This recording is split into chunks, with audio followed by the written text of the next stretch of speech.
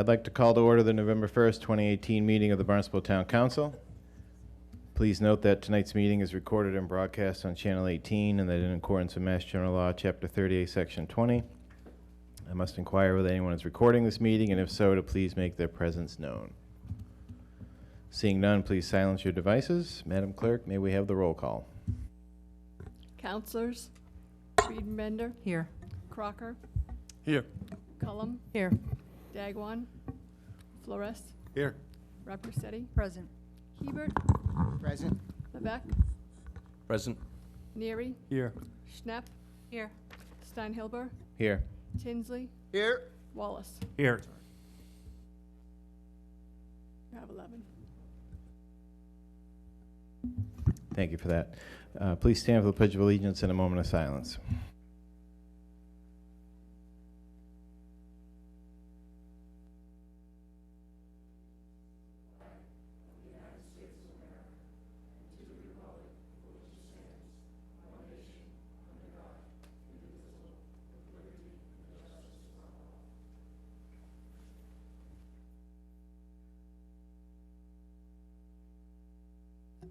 Thank you, Mr. President.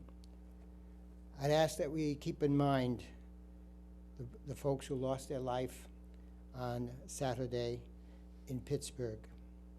In memory of our fellow citizens lost to violence this week in Pittsburgh, may we remember that we are one community with compassion, understanding, tolerance, and love. May we support one another and stand up against fear and anger and intolerance. On my behalf, I ask this, and also for Councilor John Flores.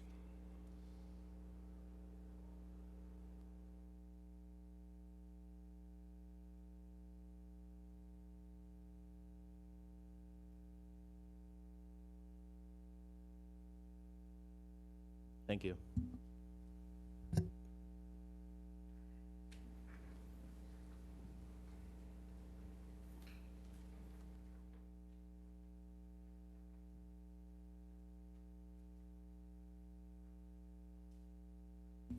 All right, before we get started, I want to do a quick bit of housekeeping. Vice President Crocker, could you please read and continue item 2019-032 to the joint hearing of the Planning Board on November 15th, please? Thank you, Mr. President. Under old business, joint public hearing with the Planning Board, requiring a roll call and 2/3 votes. Extend this to November 15th hearing date. Item 2019-032 as drafted. I have a second. All those in favor of continuing item 2019-032 to joint hearing with the Planning Board on November 15th? And that is unanimous. And I also want to recognize the Vice Chairman of the Planning Board, Steve Hellman, for popping by. Now you are relieved, sir. Have a good night.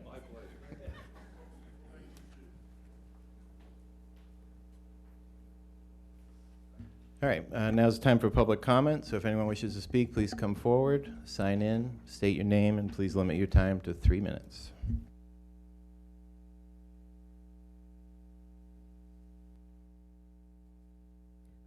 Good evening. Meg Loughran from West Barnstable.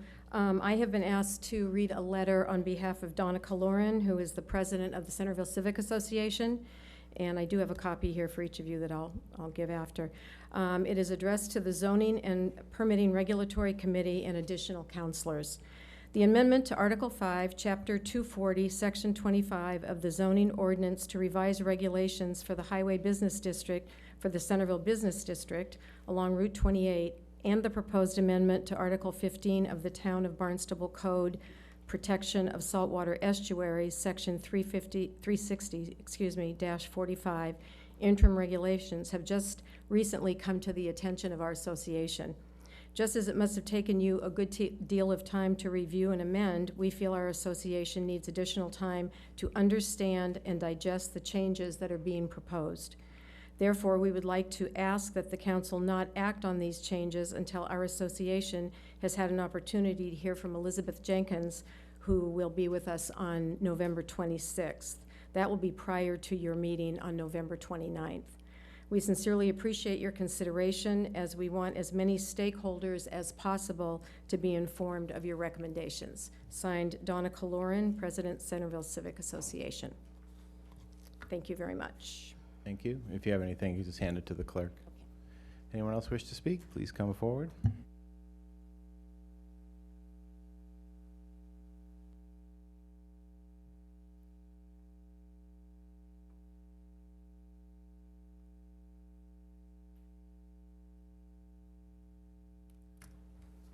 Mr. President, members of the council, my name is Marcel Poyant, and I'd like to ask your support for 2019032, which is a change in the Highway Business District. In approximately 1962, the area along Route 28, particularly the property that I own, the Centerville Shopping Center, was zoned highway business. It was zoned business, which permitted many, many uses. In 1985, that zone was changed to highway business, which permitted banks without a drive-in window and offices. In the last 33 years, I've fought a difficult battle in trying to cope with the zoning, because what happens is retail use was not permitted in a shopping center area. Fortunately, the building inspectors over the years, until recently, have interpreted grandfathering as a means by which to continue the retail use. Unfortunately, the new building inspector, who was very good, but came on in the late fall of last year, and he is following the bylaw strictly by its interpretation, which means that since that period of time, anytime we've had a tenant to go into the retail area that, other than for office use, we've had to go before the Board of Appeals. When you speak to prospective tenants and you tell them that they have to wait 3 months, it used to be 5 months, to get a permit, and they're not sure of it, they walk away. So we've had a number of vacancies, and it's been a financial burden. The new proposed bylaw will greatly improve the zoning and allow us to operate as we originally thought we were operating, and it would relieve a burden from not only myself, but a lot of the property owners, because we won't have to deal with going before the Board of Appeals. So I've been waiting 33 years for this zoning change, and I really would very much appreciate some relief in passing this. Thank you very much for your consideration. Thank you. Anyone else wish to speak? Seeing none, I'll close public comment. Is there any council response to public comment? Councilor Rapcorsetti? Thank you, Mr. President. This is to the Centerville Civic Association. For your information, amendment to Article 15 of the Town of Barnstable Code, Protection of Saltwater Estuaries, Section 360-45, is not a town council item. That's a Board of Health item. And their next meeting is, I believe, on November 27th. And I think it's at 3 p.m. So you might want to watch for that. Anyone else? All right. We're going to move right into Town Manager Communications. Town Manager Mark Ells.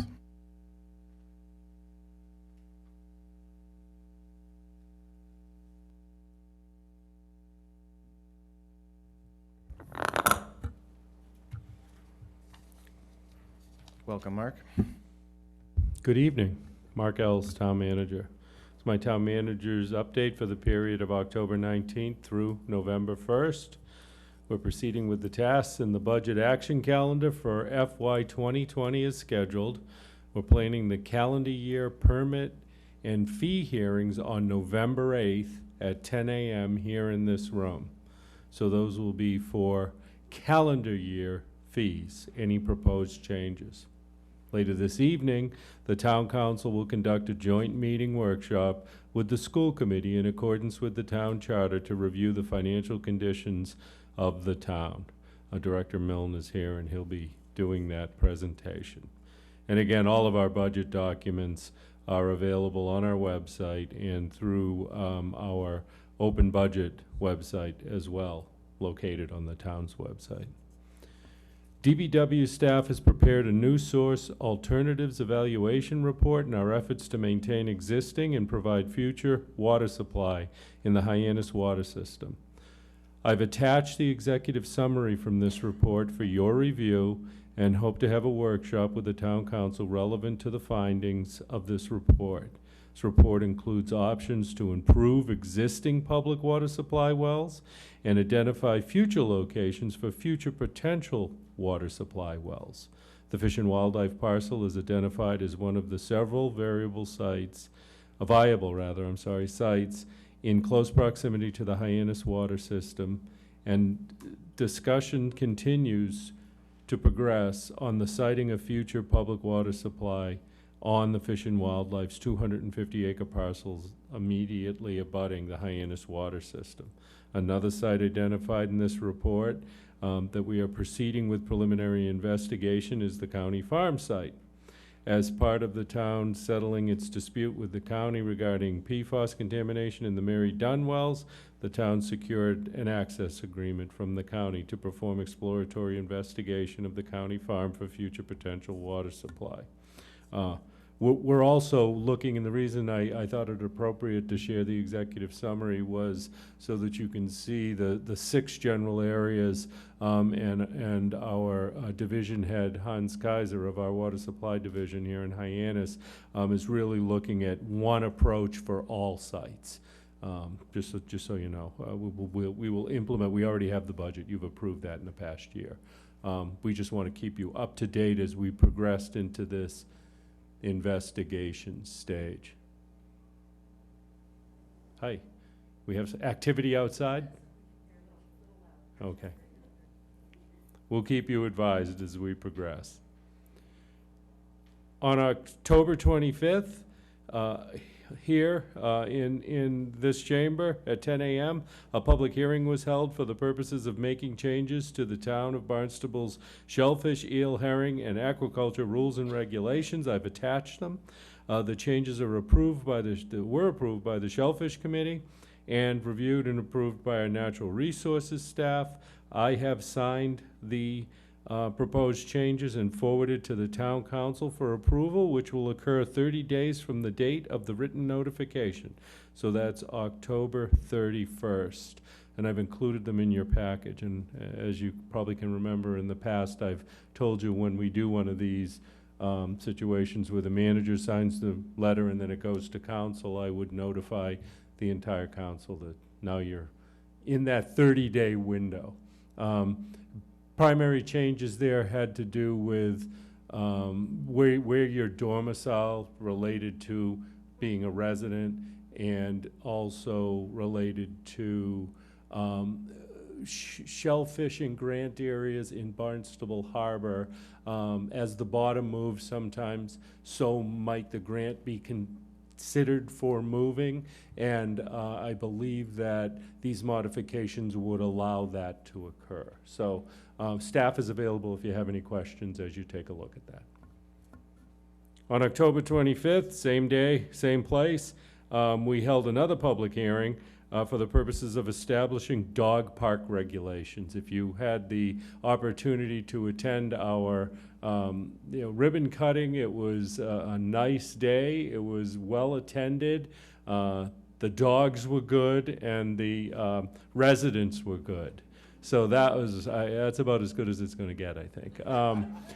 There's a nice big sign as you walk in the entrance that displays these regulations. Not having a dog park, you could imagine that our regulations really weren't tailored for a dog park. So we got these before a town manager hearing. It's something that the town manager can review, hold a public hearing, and then approved. We did so. They're posted. I just wanted you to have a copy of that. If you have any questions, if we encounter any problems, it can always be brought back again for review and modification. On November 27th at 3 p.m., I plan to meet with the Board of Health to further discuss the proposal to eliminate or modify the interim saltwater estuaries regulation. I've included the handout that I brought with me to the October 23rd meeting. And so that all of you can, I know some of you were there, but I have had some questions, so I want to make sure you all have the full package that I brought with me and I gave to the Board of Health that day. And as this is I've been before them now 4 times, December, August, September, October, and now in November, discussing this issue, asking for the board to discuss this issue.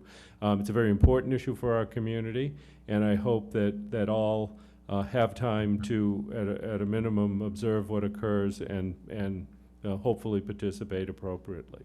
And we'll keep you advised as that progresses.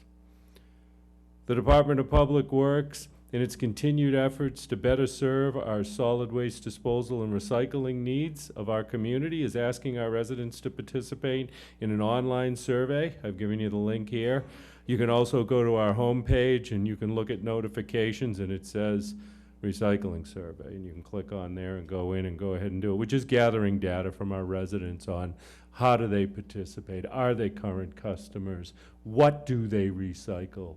It helps us better understand what's going on with our customers. So I think you'll probably see us doing this more and more, trying to gather current good information as we try to move forward. And you all know that the recycling market and the way that we provide service is changing. And so we want to know what the customers, both ours and residents in our community, think of this issue and take that into consideration as we move forward with future programs or services. Town of Barnstable Public Health Division is pleased to announce that there are still 2 remaining influenza vaccination clinics open to Barnstable residents. Wednesday, November 7th from 3 to 5 at St. George's Greek Orthodox Church in Centerville, and Thursday, December 6th, 10 a.m. till noon at the Hyannis Youth and Community Center, right in the front lobby. Drive-through services will be available on November 7th at St. George Greek Orthodox Church in Centerville. Consent forms will be available Public Health Division at the Senior Center, and on-site, the fee is $3. Town of Barnstable has entered into a 2-year contract for electricity supply for all of the municipal electricity accounts. That's about, I think, a little over $1 million a year. A competitive RFP process was administered by the Cape Light Compact, who acted as an agent on behalf of the 40 participating public entities on the Cape and Vineyard, which included towns, fire districts, school districts, and others. The compact does not charge towns for these services, and the compact does this as a service to towns that choose to participate. All of the towns on the Cape and Vineyard except Bourne participated. Compact received 3 bids to supply a firm fixed price for electricity. Town of Barnstable's representative to the compact is David Anthony. He was present at the bid opening and participated in the selection of the winning bid. The winning bidder is our current contractor, NextEra Energy Services. They're the supplier, and it's a contract which runs July 2019 through July 2021. And basically, we saw a very small increase. So that's a positive. We thought we'd see a much greater increase. Percentages increase as much as potentially 10. So we were pleased to see that we're going to be able to hold this through 2021. And it protects the town by eliminating town's exposure to these fluctuating costs by entering into these opportunities with the counter and with the county. It served us well in the past, and once again, we've been able to get competitive rates. These are municipal, for the municipality. Once again, under the Cape Lake Compact Light Fixture Program, we've upgraded lighting, going over to LED basically, at 200 Main Street. And I've written down the dollar amounts, but that was a $23,900 project. Barnstable Police Department, $45,700. School Administration Building, $35,400. And we have work pending at the Youth and Community Center for $250,000.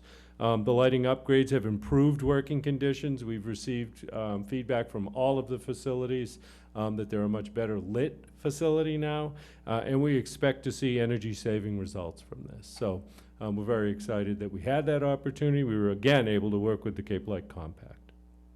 That concludes my report at this point. What I'm going to do is ask our building commissioner, Brian Florence, to come up and talk about two issues. First, to give you an update on the Babbling Brook Road issue, and then secondly, to talk with you about his efforts related to private properties that have either been abandoned or in disrepair. So, thank you. Thank you. Welcome, Brian. Good evening, Mr. President, members of the council. Brian Florence for the record. So with respect to Babbling Brook, thank you. With respect to Babbling Brook, we started, we became aware of the situation somewhere in June or July, and it was presented to us as a Airbnb type thing. And as you may have heard, that our ordinance is a little bit difficult to enforce when it comes to short-term rentals. However, more information became available to us through the property owner's website that showed that they were in fact running a bed and breakfast out of there, and it was not, that's a use that's not allowed in that district. So we took enforcement action. We did issue a notice of violation, advise them of their rights for appeal, and so my understanding is the person had rented the property 7 times over the course of the summer, and they weren't renting it through the season, even though the winter season, even though there was a on the VBRO's website, it said that they had time available through the winter months. But so they've ceased operations at this point, and you know, hopefully by the spring we'll have it all worked out. Either they'll appeal or cease the operations. You have any questions on 31 Babbling Brook? Councilor Bienbender? Sorry, just some clarification. Thanks so much for following up on this. I really do appreciate it. It's a very sensitive issue, and it's come up a number of times in some other spots. So just to be clear, though, you said operation, so a violation was issued. You said operations have ceased, but then we're going, then in the spring this will be resolved. So I'm just a little bit confused. So they're definitely not operating it at this point, and what happens in the spring? My understanding from the property owner, as I said, they had rented it 7 times, and that they had ceased renting it by the time they got their notice of violation. So the notice of violation didn't harm them at all, in the sense that they weren't functioning as a B&B at that point. They have a right to, yeah, they had stopped operating on their own. They have a right to appeal my decision, at my determination that it's a violation. They only have a finite amount of time, they have 30 days to appeal that. So I assume they're going to appeal it, and if that is the case, then it could, you know, take a couple of months to get through. By the springtime, when they would normally start operations again, they'll either have won their appeal, they will be in court, or they will completely cease. So if they appeal the process, while that process is going forward, can they operate in the meantime? They're So, under a cease okay. and desist All right. order, yeah. Great, thank you very much. Sure. Any other questions on Babbling Brook? Anyone else on this one?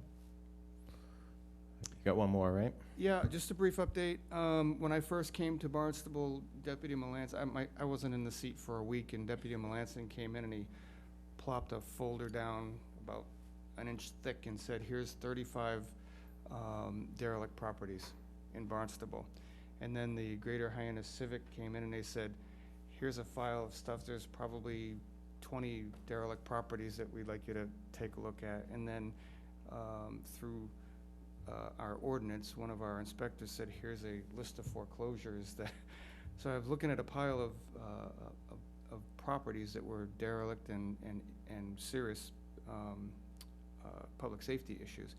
And so I talked to the town manager about it and said that we needed a strategy to move forward, because I went and looked at the 5 worst ones with Deputy Melanson, and they were truly a danger to the public.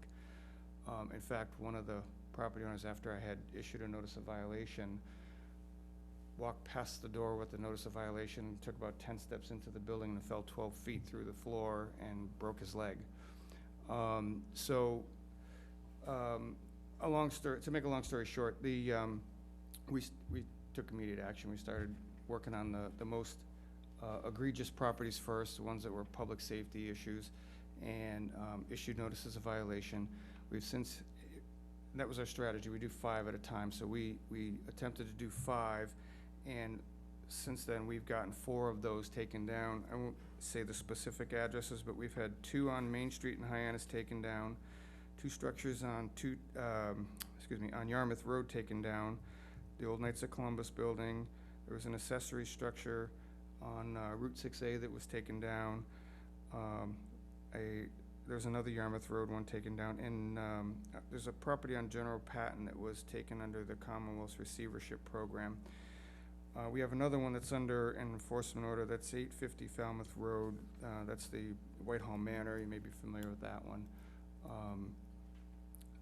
We're working with the attorney Sabat to take care of that one.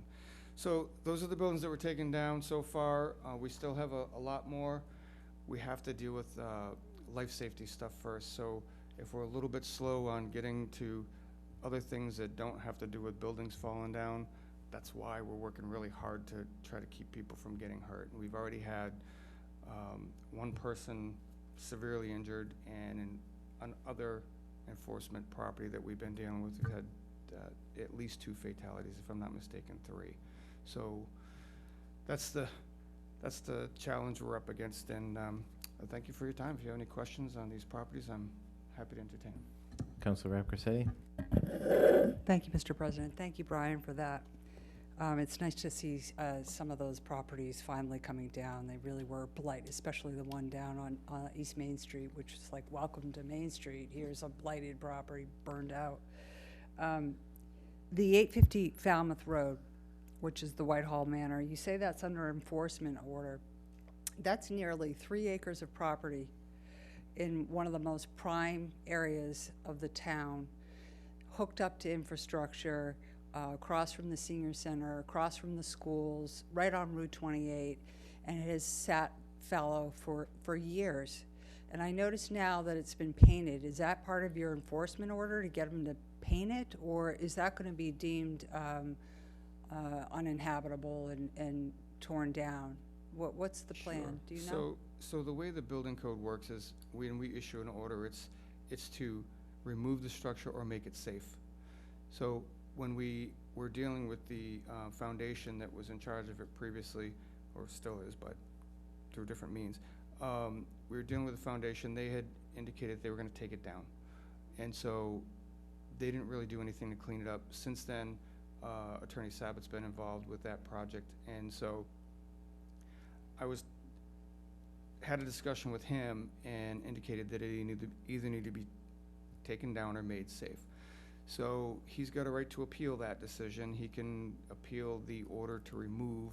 The reason I issued an order to remove or make it safe is because we received engineering that said that the building was in danger of collapse, a portion of it. And so he can opt to make it safe. He can opt to take it down. It doesn't matter to us, but at this point he will need a court order to stop us from compelling him to take the building down.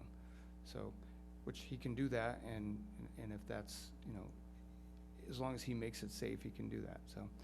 I can't tell you what he's doing. I do know that the reason it got cleaned up was because we were enforcing the building code, and I'm sure that his desire or their desire to try to sell the property has something to do with it as well. Well, I hope that Mr. Sabat hears and brings back to the foundation, La Russo Foundation, that this property really should be redeveloped and some housing for seniors and veterans and workforce, whatever, be put there, because we really need it. I mean, we just were handed a housing assistance corporation, the high cost of doing nothing. And here's a property that something should be done, and it's sad that it's just laid fallow for so long. So thank you for at least pushing or enforcing our building codes. Building department's working really hard to get it done, so. Thank you. We'll do our part. Councilor Flores? Just really a quick public thank you for the follow-up that you did relative to one of those buildings on 6A, the barn that had a fire probably about a year ago that did sit fallow until the insurance companies came through and really became a danger to the neighborhood. So I just want to say publicly thank you to the building department for the immediate response, the follow-up, and doing the right thing. Thank you. Thank you. Anyone else? All right, thank you, Thank you. Brian. Much appreciated. Appreciate it, thanks. Do we have any questions for the town manager? Councilor Schnapp? Thank you, Mr. President. Thank you, Mark. I just wanted to go back to the Survey Monkey that is being conducted on the solid waste facility. Is there any advertising actually being done at the center? So that people who are Yes. dropping off their trash and recycling know that there's a survey out there? Yes, Okay. How noticeable, I mean, how is that being advertised? I have go ahead. If I may, Mr. President, I was there today, and I was recycling, and I was offered a bright green card. I'm not sure if that was a survey or just directing you to the survey, but I declined because we got one through our email, but I know they're handing them out at the recycling area.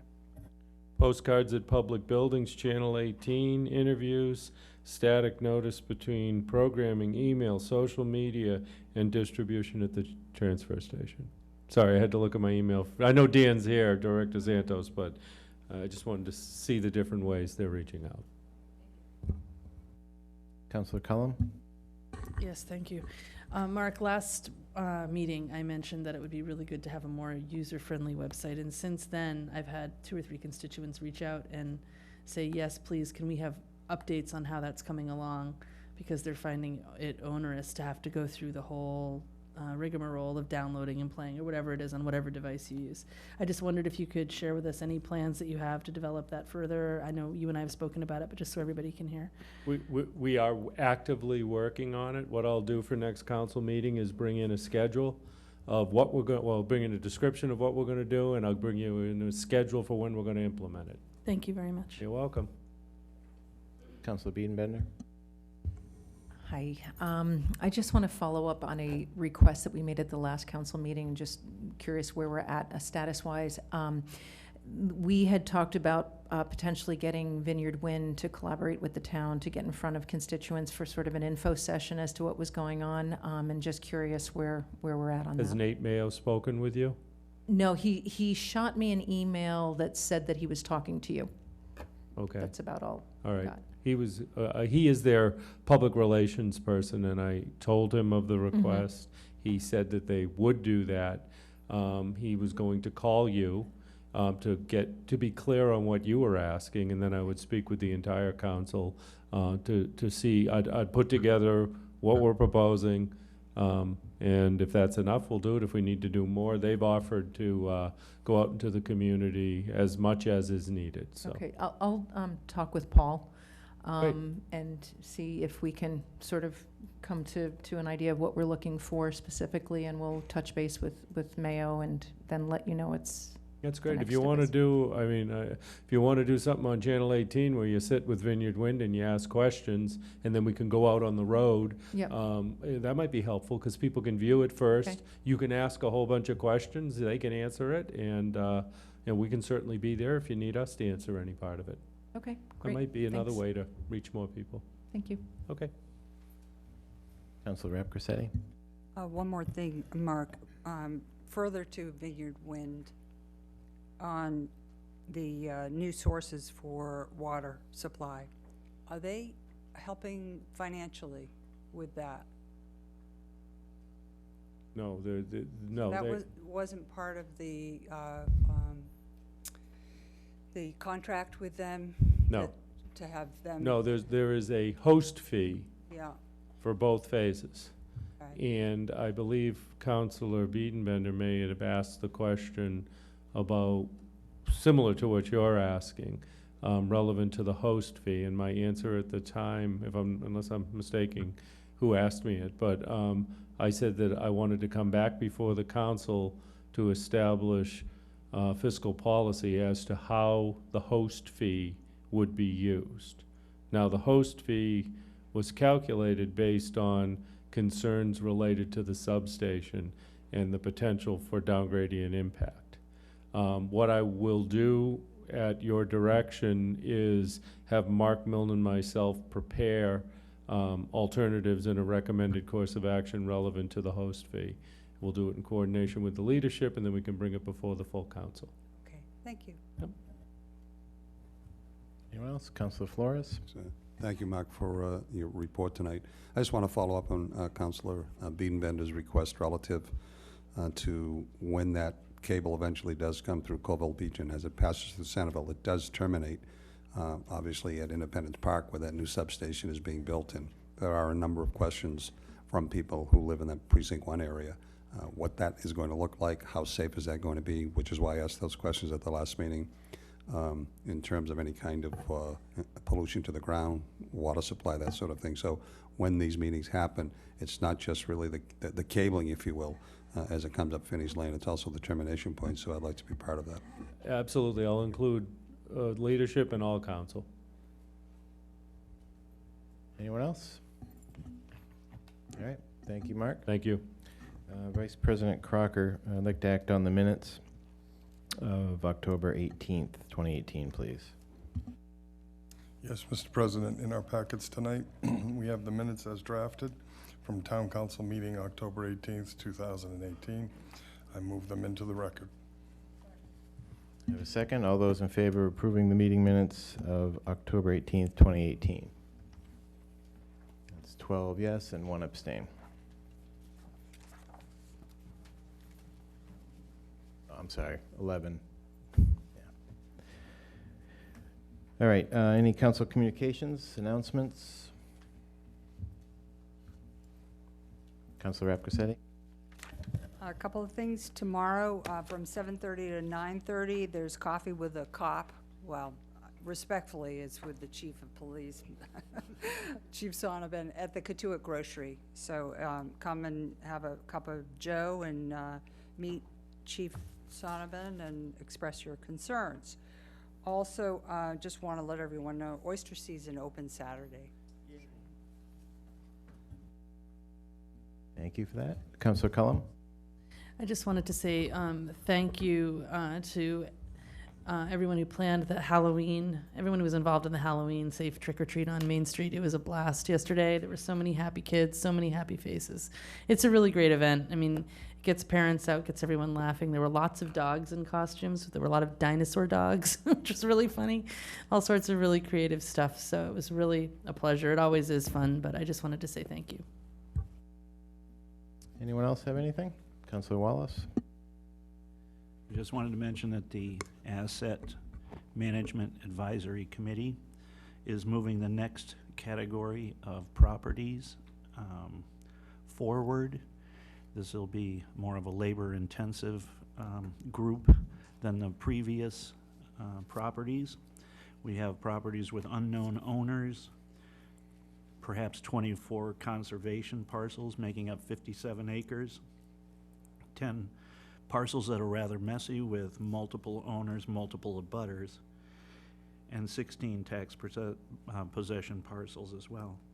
So this is going to weigh heavy and be labor intensive for the staff. So would like everyone to be patient as we work through the minutia of these different parcels as we move this forward.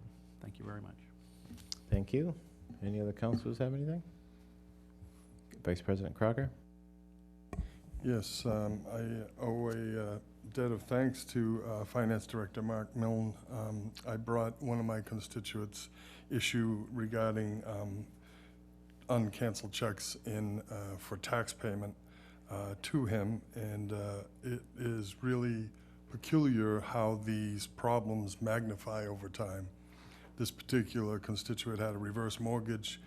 The mortgage group sent in the payment because she couldn't verify that it was paid, and then they started a foreclosure procedure on her.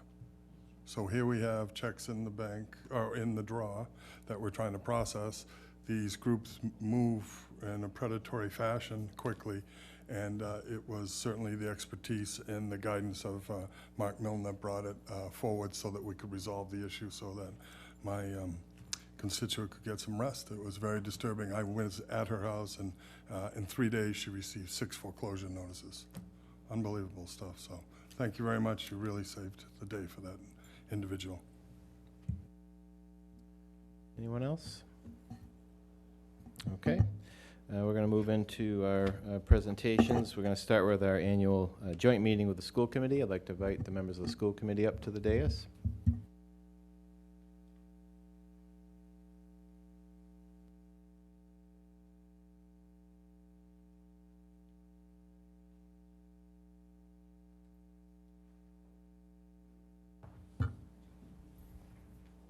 I think everybody's nameplates up here with assigned seating.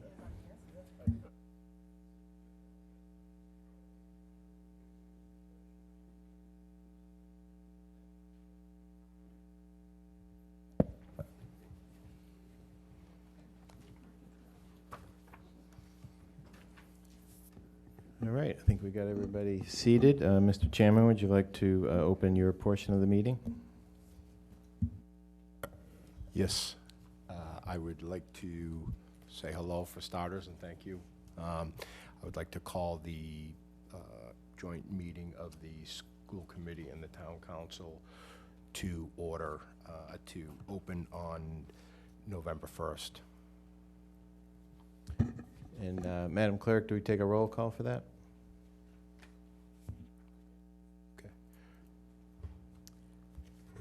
Okay. Ms. Dunn? Yes. Yes. All right. So that makes that official. And I'd like to invite our Town Finance Director, Mark Milne, up. Good evening. Members of the council, school committee, Madam Superintendent, Mr. Town Manager, pleasure to see you all this evening, and we're here again for our annual update in the financial condition of the town. Let's just start off with the report card. Every year we have to go to the bond market for some borrowing, and part of that process requires us to get a bond rating, and a financial condition assessment is done by outside by rating agencies, and here's our report card. AAA rating reflects a stable outlook with a very strong economy that we're operating in right now. We're witnessing this with some record level building permit activity that we're seeing. Strong tourism economy. Very strong management they rate us on with comprehensive financial policies. 5-year CIP planning, long-range forecasting. Strong budgetary performance. We use conservative revenue estimates, and we have avoided budget deficits every year. Reserve balances contribute to a very strong budgetary flexibility for the town. We have strong reserve levels which provide us funds for emergency situations if they arise. Very strong liquidity and strong access to markets. If we need to go to the bond market to borrow money, we don't have a problem.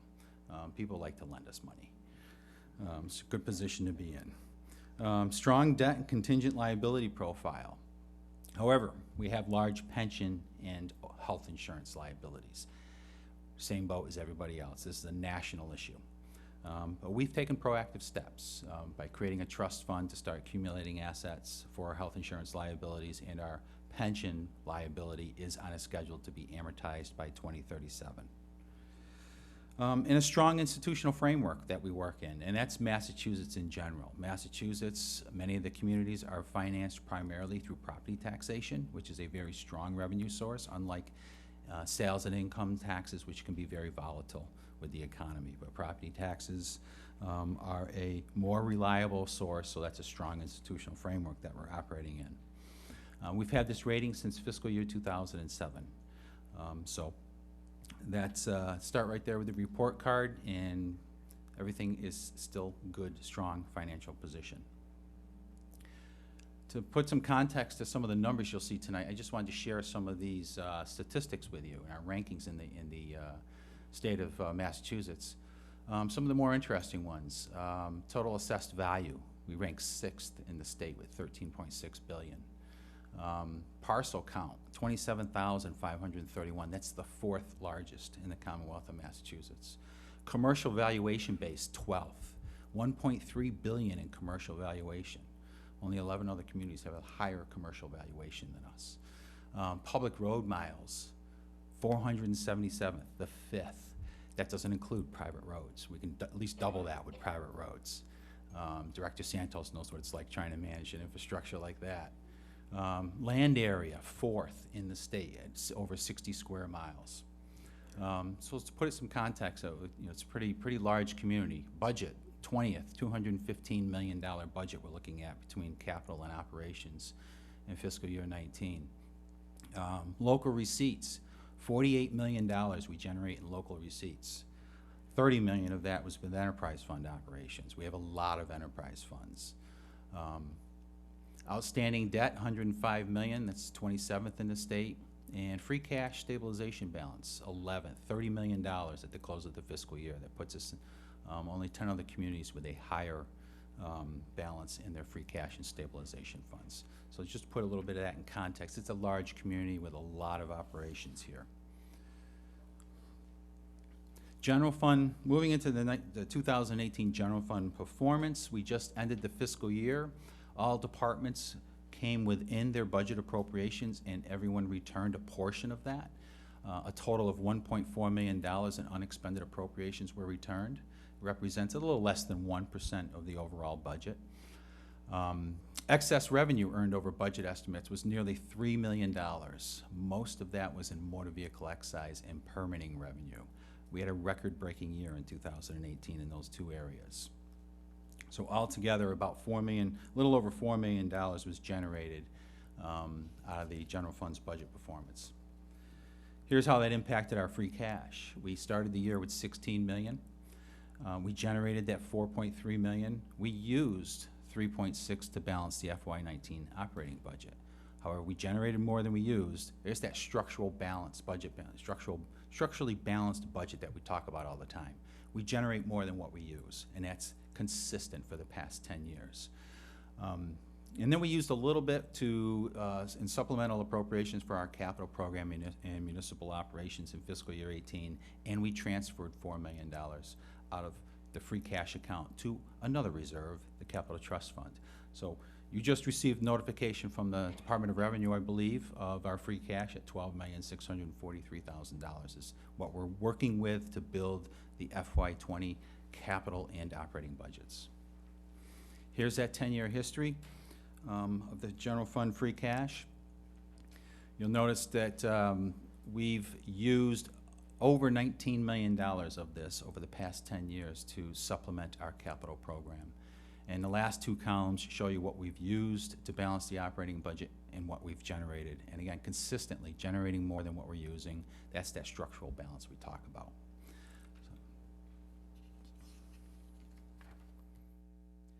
Moving into the enterprise funds, every enterprise fund had a positive budget variance this year. We started off the year with some concerns about our airport and our golf operations.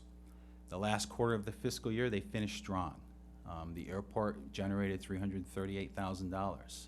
The last couple of months were particularly good for them, and they cut back on operating expenses. The same thing with the golf course. Revenues were struggling for the golf course through the first 3 quarters, but they came on strong in the last quarter, and they were able to generate enough revenue to create a surplus as well as return some appropriations. So all enterprise funds, again, had a positive budget performance. And here's what their free cash looks like, which was just part of that certification you just received. They all generated a surplus. 6 of them used some of that surplus to balance their operating and capital budgets, which is illustrated here in the 3rd column. Then we used some of the surplus in the airport and the solid waste operations to fund their operating budget, as well as the capital program, specifically in the airport. We closed some capital budgets with some remaining balances as the projects were complete. That added back to their surplus. And then we had this reduction in internal borrowing. What that is it's a timing difference, particularly in the airport, where we borrow against their reserve to implement the capital program, and then the federal and state government reimburse us for those expenditures. And that's what that reduction in internal borrowing is. And same thing in the water. We issued a note to finance a water project, initially borrowing internally from their surplus. And then we reimbursed their surplus with that borrowing. So again, all with a positive certified balance as of July 1, 2018, and those balances will be available for building their fiscal year 19 operating budgets and capital budgets. Here's some of our other notable reserves that we have. That stabilization fund I talked about, we closed the year at $18.5 million. We have $15 million that we've accumulated in a comprehensive water management and private way fund. And we have almost $8 million of undesignated funds within the Community Preservation Fund available for appropriation for the free programs allowed under that program. And we have a $2 million balance, almost $2 million in a pension trust fund. Here's some of our largest trust funds, other trust funds. Cobb, of course, is the largest one, which is used for education expenditures. We're still waiting for the trustees' report, so I don't have an updated balance, but it'll grow from that $10.2 million. We have about $8 million, over $8 million for cemeteries and libraries between the Kirkman Trust Fund and the Cemetery Perpetual Care Fund. And we have almost $4 million at this point for that health insurance unfunded liability, that OPEB liability that we talk about. We added almost $700,000 to that fund this year.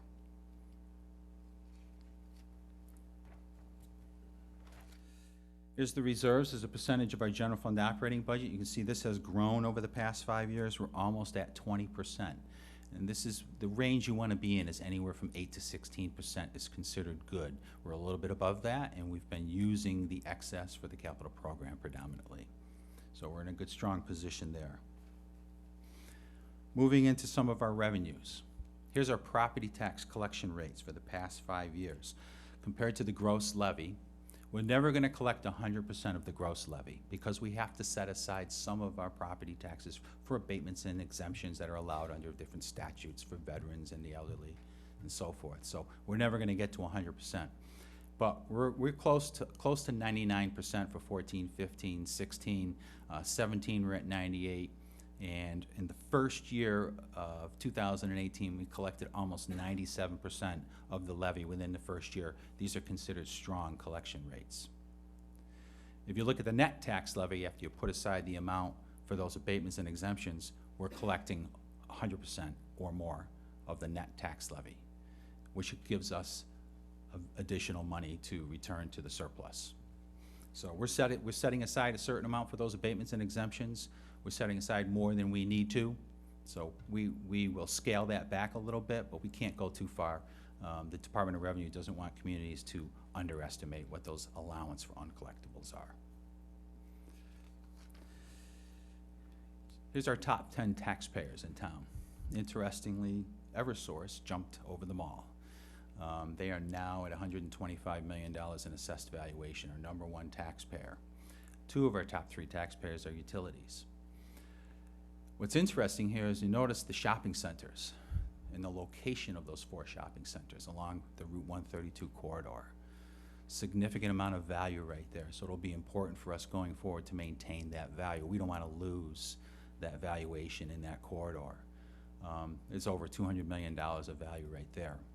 A 25% reduction in the property values in that area could result in about a 7 to 8% increase in the tax rate if that were to happen. And the other comment about this is that you'll notice we don't have our tax levy isn't centered in one particular taxpayer. We have a very diverse tax base, most of it in residential property, which is good to have. You don't want to be reliant upon one taxpayer, overly reliant on one taxpayer. Here's a history of our new property tax growth over the past couple of decades. It peaked at almost 1.8 million in 2004, but we haven't seen that since then. It dropped all the way down to below $600,000 in fiscal year 12, a few years after the Great Recession. And then more recently, we got it back up to 1.4 million in fiscal year 17, and we used $950,000 to balance the budget for fiscal year 19. The recent calculation by the assessor's office looks like we're going to come in closer to 1.2 million. So we'll have some excess taxing capacity that we can carry forward to future years. Here's our tax capacity under Proposition 2.5. We're currently taxing about 35% of what we could tax. The only way for us to access that additional taxing capacity is through the voters. But we have a tremendous amount of excess taxing capacity, which is a strength for us. Here's a history of property tax debt exclusions that have been approved by the voters. You'll notice in the first two columns, the debt exclusions for the local school construction projects are expiring. Fiscal year 19 is the last payment on the high school project, and fiscal year 20 will be the last payment on the intermediate school project. And so we won't have any more debt exclusions. We would not have had any more debt exclusions, but the voters approved one for the Cape Cod Regional Technical High School, and the first year of that we're anticipating is to be next year. And these are the numbers that have been provided by Cape Cod Tech. For the first year, it looks like about 2.3 million for us, and about $1.8 million a year thereafter for the next 25 years. And that's based on our current enrollment figures. About 30% of the student population at Cape Cod Tech are Barnstable students, and they allocate this cost based on those enrollment figures. And you'll notice that 1.8 million is about what we were paying back in fiscal year 14 for our local school projects. So this really hasn't changed much over time. We'll have to keep an eye on Cape Cod Tech and what happens there with the enrollments, because again, this is how they assess the debt service for that project. Will be based on our percentage of students in the enrollment. Barnstable has grown from about 25 to 30% of the student population for Cape Cod Tech. And if we continue in that direction and grow another 5%, that assessment for that debt service could grow by about $300,000 a year. So we'll have to keep an eye. We can't control what the other communities are doing, but look what Yarmouth has done over the past several years. They've dropped their student population there from a high of 168 to 114. So if that trend continues, we have to keep an eye on that and see how that's going to impact our debt exclusions. Here's the outstanding balance in our property tax liens. You'll notice that this has increased over the years. Soon after the Great Recession, more people were struggling in paying property taxes, and this peaked at $3 million in fiscal year 2015. Through the hard work of our treasurer and her staff, they've gotten that balance down to 2.3 million, and letters just went out to delinquent property tax owners about our intention to assign their liens to a third party if they don't come in and work out a payment plan with the town. It's one extra step that we've never exercised before. We came to the council a couple of meetings ago to inform you about it. We've had good response rate to those letters. People are contacting us, wanting to come in and work with us on a payment plan, because we want to do that. We don't want to assign their lien. We really rather work out a payment plan with them and have them pay that off. But to put this in perspective, over this 10-year time period, we've assessed about $1 billion in property taxes. 2.3 million of it is liened. It's not a very large amount, considering $1 billion has been issued and paid. But we want to collect what's owed to the town, in fairness to all other taxpayers as well. Here's a trend in our state aid over the past 10 years. Chapter 70 and unrestricted general government aid are the two major aid categories. You'll notice we saw a nice bump in the fiscal year 17 Chapter 70 aid. The state put a lot more money in the program and got many communities up to the target aid level, which we are one of those communities that is restricted to receiving 17.5% of our foundation budget in the form of Chapter 70 aid, and we finally got there in fiscal year 17. So going forward, the only increases that we'll see in this aid category will be dependent upon the growth in our foundation budget. And this table shows you what that is. For fiscal year 19, the foundation budget is $60.4 million. 17.5% of that is $10.5 million, and that's what we're receiving in aid in Chapter 70 aid. It won't go any more above 17.5% unless that foundation budget grows. So we believe it will with the new foundation budget formula that they're using, and I think we have a provision in our budget estimate for next year right now of about a 4% increase in this aid category. But you'll notice it was fiscal year 17, or fiscal year 16, we were almost $1 million below that target. We had a $979,000 deficit or shortfall from that target aid, but the state fully funded the program and finally got us up there. Motor vehicle excise tax revenue, a record-breaking year in fiscal year 18. What's happening in the auto industry? A lot. I mean, I think we're seeing a lot of leasing taking place. One of the things that we've noticed in our bill, the average age of the vehicle is going down, meaning people are turning their vehicle over more often, and that could be due to leasing.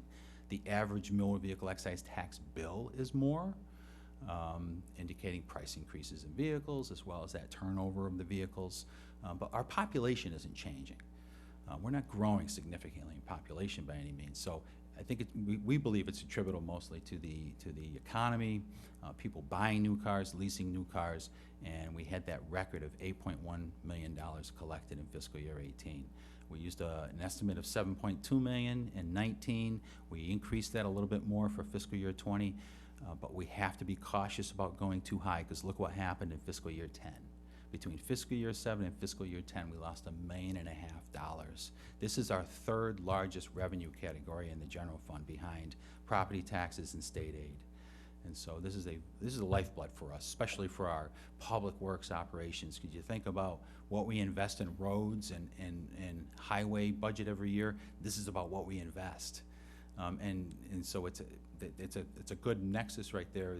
The amount of revenue that we take in motor vehicle excise tax revenue is going right back into our road infrastructure. And we don't want to lose that.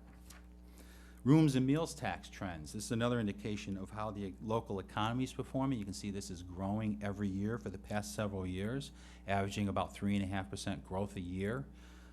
Meals tax revenue that we've taken in about $1.5 million a year in meals tax revenue. That's equivalent to about $200 million in sales in meals tax revenue.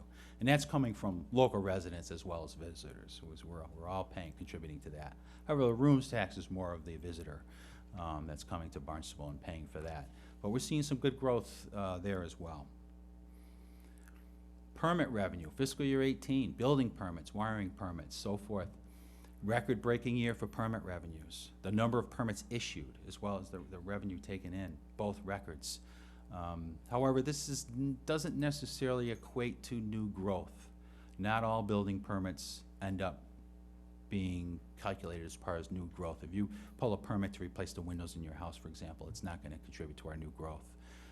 Only the permits that are attributable to new property development, somebody adding on to their house, somebody building a house, the subdivision of land, taking one large parcel and subdividing it into several parcels and developing it. That's new growth.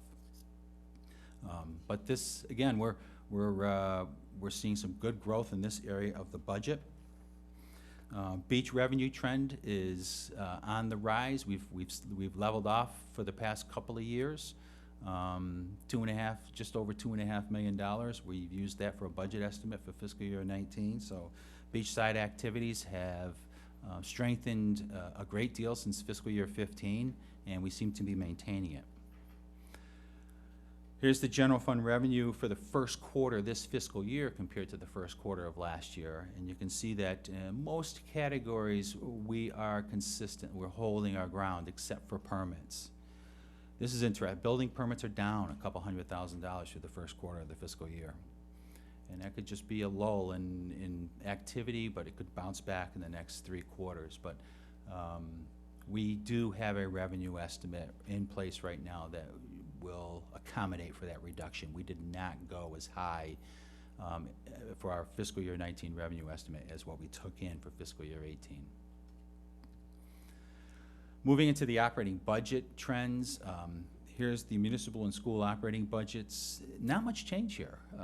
It's been about 64 to 36% between the allocation of the operating budgets. It's actually gone about 1% in the other direction, with the schools closer to 63 and the municipal operations closer to 37, but not much change. General fund operating budget by categories.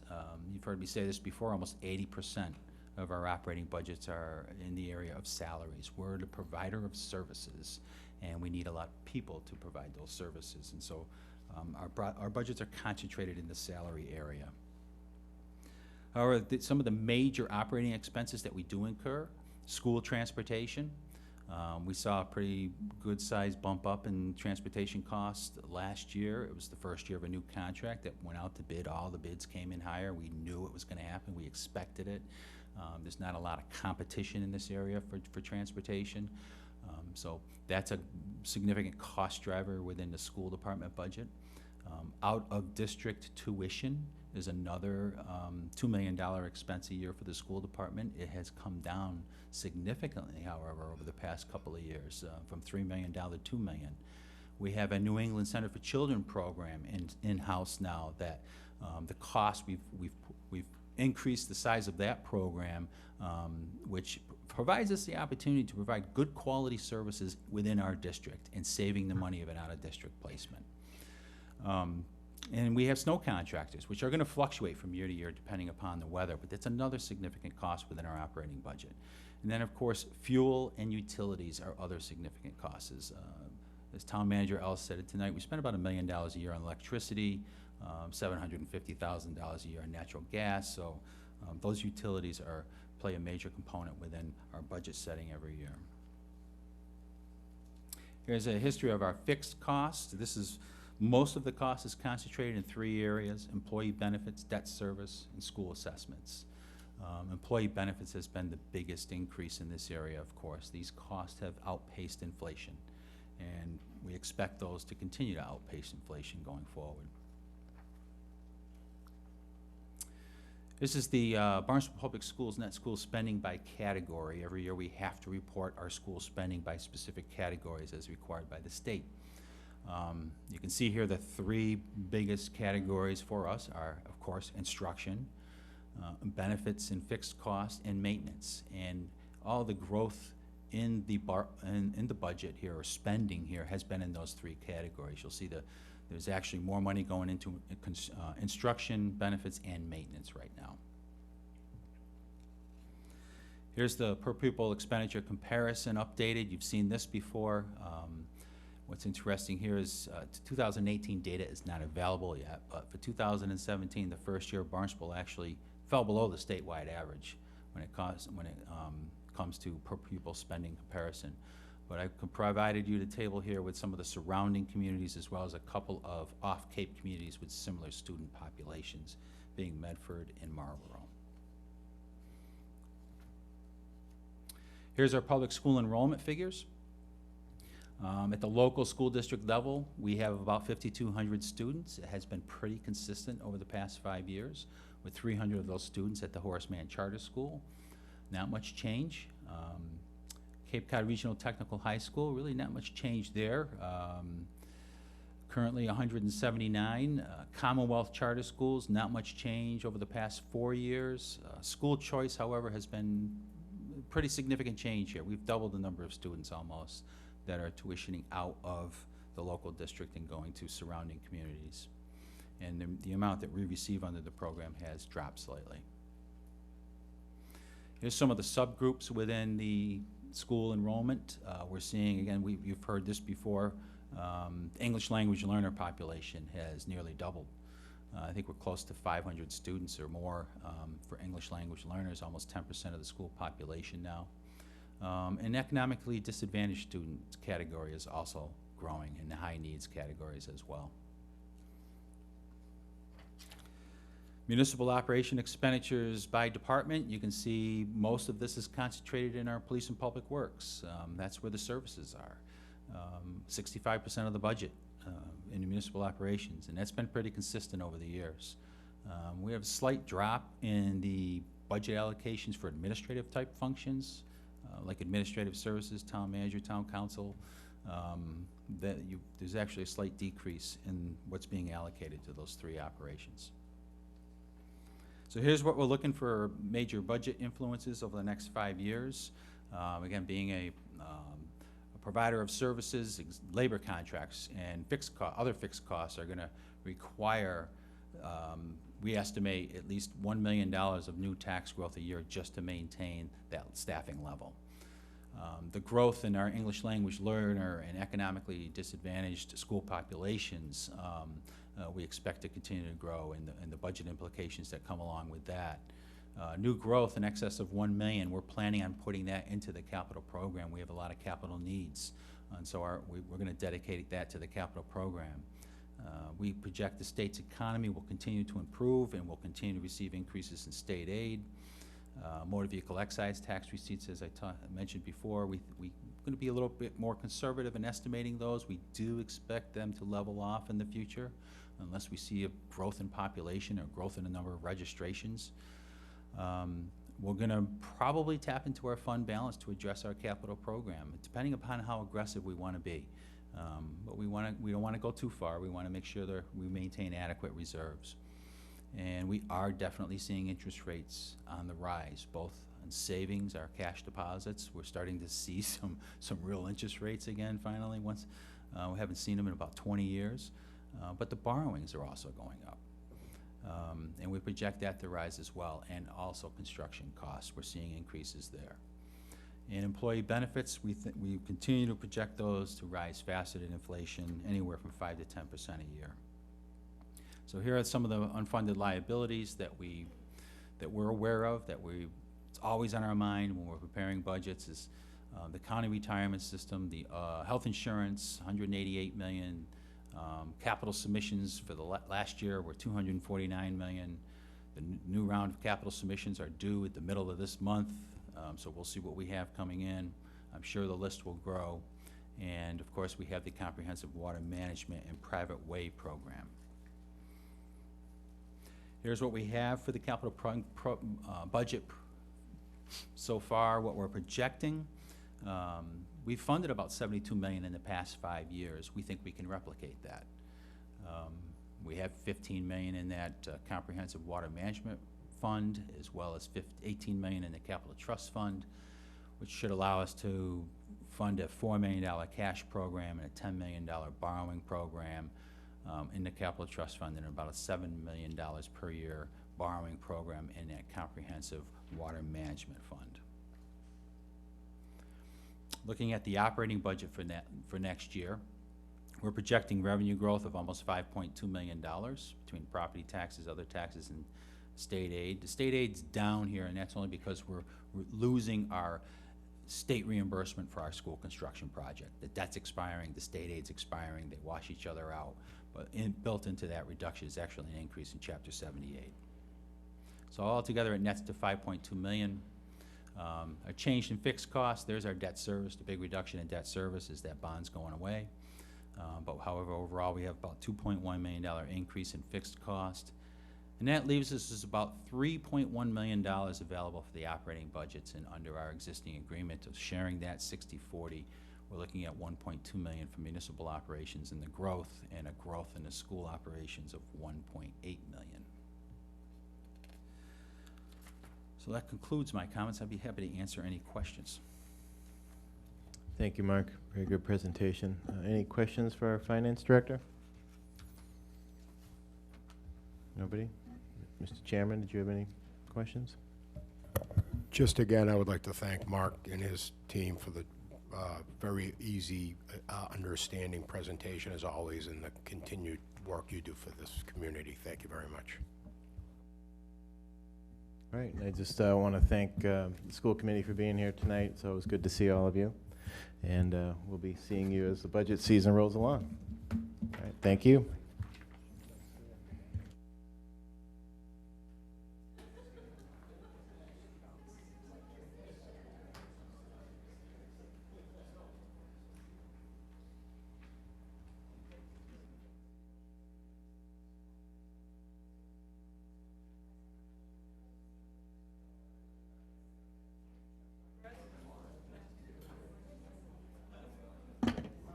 Oh, Mr. Chairman, we forgot to formally close your section of the meeting.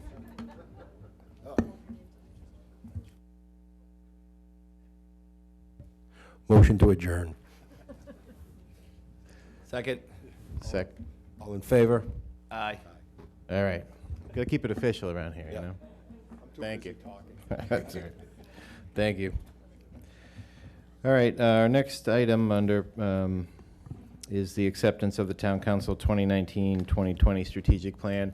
This obviously was the plan that we got together in September for the workshop and put together as a collectively as a council. We had opportunities to make edits, and the final draft has been circulated to all the councilors. So I would entertain a motion to accept this strategic plan. I have a second. All those in favor of accepting the Town Council 2019-2020 Strategic Plan? All those opposed? All right, that is unanimous. And that will be available in the Town Council office and online. All right, we're going to move into the orders of the day. We're going to take one item out of order under new business. Vice President Crocker, could you please read item 2019-041, please? Certainly, Mr. President. New business, first reading, 2019-041. Resolved to authorize the town manager to extend the contract of the Director of Finance, Mark Milne, until June 30th, 2023, as written. I have a second. Do I have any discussion on this? Oh, I'm sorry, it is a first read. I thought we were going to take action on it tonight. So that's a first read, so we'll have it on November 15th. My apologies on that. Yeah, we can do that. Suspend the rules? Someone want to make a motion? I'd like to make a motion. Councilor Wallace? I'd like to make a motion that we suspend the rules with respect to item number 2019-041. No problem. I'll have the town attorney come up.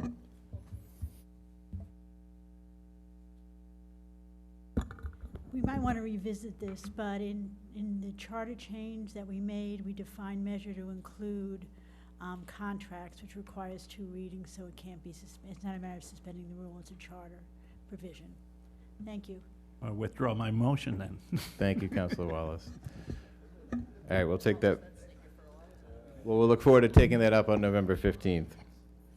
All right, let's go back under old business. Now we're all backwards. We have to go. We actually have to vote on that for refer to a second read on the 15th. So all those in favor of a second read for item 2019-041 on November 15th, and that is unanimous. Now that we sorted that out, it's about clear as mud.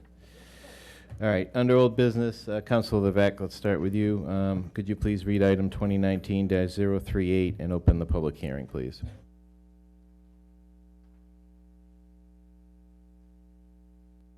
Thank you, Mr. President. This is old business, public hearing, roll call vote.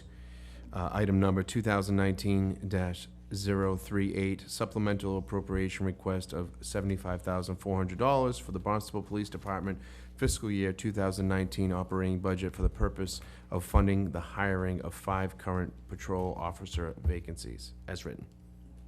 Second, I'd like to welcome Chief Sonnabend. Good to see you. Good evening, Mr. President, members of the council. My name is Matthew Sonnabend. I'm the Chief of Police for the Barnstable Police Department. I'm here to provide the rationale for and read item number 2019-038. A background, the department has 5 patrol officer vacancies and would like to begin the hiring process and enroll the five new recruits in the next available police training academy in April 2019, conducted by the Massachusetts Criminal Justice Training Council. At the time of the preparation and finalization of the fiscal year 2019 budget, the police department did not have confirmation on the number of retirements to take place, nor the availability of police academy seats that would be available at the time or when that would be. The cost to hire and secure these 5 academy seats relative to the recruiting costs, training, and outfitting of these recruits requires a supplemental appropriation to the police department's fiscal year 2019 operating budget in the amount of $75,400 as outlined below for costs not allocated in the originally approved budget. Expense item, medical exams for 5 recruits, $800 each, $4,000. Psychological assessment for 5 recruits, $500 each, for $2,500. Physical agility test for 5 recruits at $150 each, for a total of $750.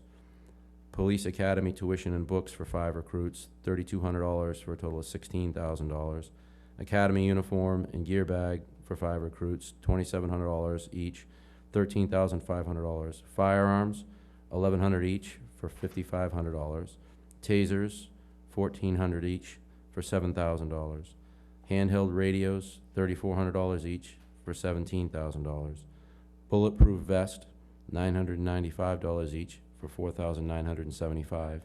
And an initial service uniform, $835 each, for $4,175. Total appropriation request of $75,400. Analysis. This supplemental appropriation request totals $75,400 and is comprised of 3 parts. The first part being pre-employment requirements, including medical exams and psychological assessments that must be completed in order to get into an academy. 2, the academy tuition and textbooks. And 3, uniforms and gear. The fiscal impact. Funds will be provided from the general fund reserves, free cash. The balance in the reserves is $12.6 million. The appropriation will not be added to the department's FY20 base operating budget. Thank you, Chief. This is a public hearing, so any members of the public wish to speak, please come forward. Seeing none, do I have a motion to close the public hearing? All those in favor of closing the public hearing? That's unanimous. Council discussion on this item? All those in favor of moving the question? That's unanimous. This is item 2019-038. It's a roll call vote. Madam Clerk?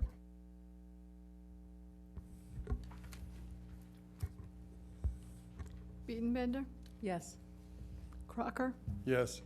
Cullum, Yes. Flores, Yes. Rep Grissetti, Yes. Hebert, Yes.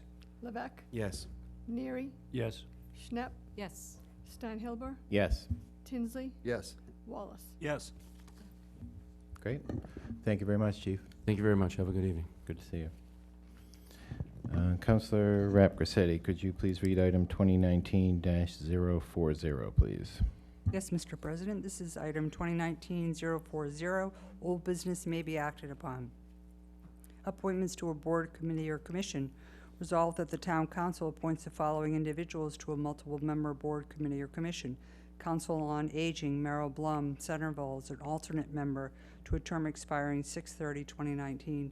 Janice LaRiviere from Centerville, from an alternate position to a full member position to a term expiring 6/30/2019. Historical Commission, Francis Parks, Cotuit, as a regular member to a term expiring 6/30/2020.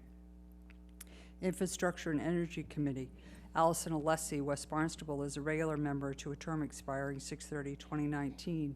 John Boyle, Centerville, as a regular member to a term expiring 6/30/2019. Youth Commission, Lily Beal, as a regular member to a term expiring 6/30/2019. Alexander Stempel, as a regular member to a term expiring 6/30/2019, as read. Second. I have a second. Is there any council discussion on this item? Anyone want to move the question? This is item 2019-040, appointments to a board, committee, or commission. All those in favor of this item? And that is unanimous. Thank you. Moving back under new business, Vice President Crocker, could you please read item 2019-042 and refer to a joint public hearing in the Planning Board on November 15th, 2018, please? Yes, Mr. President, thank you. Under new business, refer to a joint hearing with the Planning Board on November 15th, 2019, 042. I'm sorry, November 15th, 2019, 042. Expanding Chapter 240, Article 3 of the zoning ordinance to expand the highway business district as written. I have a second. All those in favor of referring item 2019-042 to a joint hearing, public hearing on the Planning Board on November 15th, 2018. And that is unanimous. Councilor Neary, could you please read item 2019-043, please? Yes, Mr. President. This is new business. It may be acted upon. Item number 2019-043, acceptance of a grant in the amount of $250,000 from the Massachusetts Department of Housing and Community Development as written. A second. And we have Arden Caden here for the rationale. Good to see you. Good to see you. Thank you very much. Good evening, everybody. Arden Cadron, Housing Coordinator for the Planning and Development Department. I'm here tonight to request acceptance of this grant to the town from the Department of Housing and Community Development's Housing Choice Program in the amount of $250,000. The town was previously designated a housing choice community based on having implemented a number of housing best practices, which then allowed us to apply for this housing choice capital grant. Working with Griffin Bowdoin of the DPW, we decided to submit a request to fund the increased cost of work associated with the Pleasant Street Sewer Upgrade Project due to a revised scheme. This grant will allow the revision to the original plans, resulting in improved outcomes and minimized disruptions during construction. Thank you for that. Any councilor questions, discussion on this item? Vice President Crocker? Thank you for pursuing the grant. Appreciate the effort. This clearly, when we wrote the grant, we had a project in mind, and now we know that it will be headed towards Pleasant Street for the improvement of that process. Am I We correct? did. There was a already approved CIP item for the Pleasant Street, and then Griffin had this fabulous idea to reroute that line Right. to allow for a larger pipe and less disturbance. I guess the Pleasant Street line is buried very deeply, and it's really difficult to replace. It was an additional cost, which was not already allocated, so this grant allowed us to pursue that better option. This is a great way to look at construction, so please, my thanks to you and Griffin. Thank you. Thank you. Any other councilors? I have a second. All those in favor of moving the question? And that's unanimous. This is item 2019-043. All those in favor of this item? And that is unanimous. Thank you. Thank you very much. Councilor Biedenbender, could you please read item 2019-044, please? Thank you, Mr. President. This is new business and may be acted upon. This is item number 2019-044. This is a transfer order in the amount of $18,000 to develop the Stewart's Creek Management Plan and to perform associated monitoring and reporting as written. I have a second, and we have our Director of Public Works, Dan Santos, with us tonight. Welcome, Dan. Good evening, Mr. President, councilors. The transfer request for $18,000 for the Stewart's Creek plan is part of our program, which was really started in 2013 when we completed the replacement of the culvert at Stewart's Creek to bring in increased tidal flushing to restore the health of that estuary. And since that time, we've been working with community members. There's been some issues with Phragmites, and what we're trying to do here is we have to comply with certain monitoring requirements, which we look at surveying, benthic sampling, flora and fauna, and that is a requirement of our agreement with the Army Corps of Engineers. So this funds do that, but as well, one of the things that we've learned in the intervening 5 years is that the Phragmites haven't been cut back or knocked back like was anticipated. And there's some interesting science about that, because the amount of Phragmites over the years that have been developed there, basically as it dies off every year, it's raising the level of the soil. And so the increased flushing is not reaching the roots of the Phragmites. So what this will do is, working with our consultant Woods Hole Group, develop a plan to eradicate that Phragmites. And then once that's done, it shouldn't return, because the way it's being removed, it won't get sustained by the nutrients from the freshwater sources and the groundwater. So that's primarily what this is about. It's sampling in accordance with our required plan, and then developing a plan for the Phragmites eradication. Thank you, Dan. Councilor, discussion on this? Councilor Cullen? Thank you. Just a couple of quick questions. So I'm sure everyone who lives on Stewart's Creek wouldn't mind an update on what we're feeling like the health of the creek is first. I drive by often, and I see a lot of birds there now, which is really cool to see. And I think the flushing is happening. It's just, at a snail's pace. But also, what method would you be using to eradicate the Phragmites? Would it be the salt water thing that we were talking about, or burning? We talked about that for a while. Well, there's a number of options, and this will develop those options, and that includes actually removal. It includes some very specific herbicide that's been very successful in other places, but that's obviously subject to permitting. So we'll propose some alternatives and present them. I agree that I think, as we originally thought, it was going to take, these projects take a number of years to take hold, but clearly there are indicators in some of our earlier testing that things are definitely improving. We're definitely seeing much more of the salt water influx higher up into the creek. I think the biggest factor here, though, has been just that Phragmites issue. And unfortunately, because it's so obvious that those plants are just so enormous that you can't really avoid them. Any other councilors? A second. All those in favor of moving the question? All right, and this is item 2019-044. All those in favor of this item? And that is unanimous. I think we have you for one more here, Dan.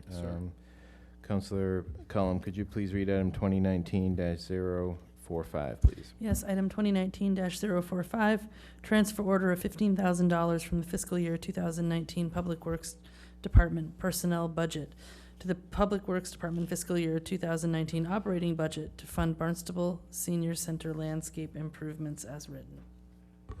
Do I have a second? All right, go ahead, Dan. Thank you. For a number of years, there's been increasing consternation over the look of the entrance to the senior center. It hasn't been very attractive. It's overgrown. We have that solar array there. There's been some fencing. And at the bequest of the town manager and the senior center director, to improve the situation there, we've undertaken a project to clean out that area. A new sign's been ordered, and basically this will allow us to extend and increase our irrigation in this area, and to buy plantings, loam, and hydroseeding. And that's effectively what's being done to improve that area, and these are the costs that are proposed for that undertaking. Thank you, Dan. Any council questions, discussion? Councilor Flores? Just a quick question. As the liaison to the Council of Aging, there's always a constant question about putting lights at the entrance at 28. Is there any hope of doing that in the immediate or short-term or long-term future? It's an absolute disaster trying to take a left-hand turn there. Yes, we are working with the Cape Cod Commission and the state to develop a project that will analyze those where Strawberry Hill Road comes in, where the school is, where the senior center entrance, and hopefully combine that into one intersection that's signalized. That's our goal. It takes some time to develop that project, but we are working towards that. Potential time frame?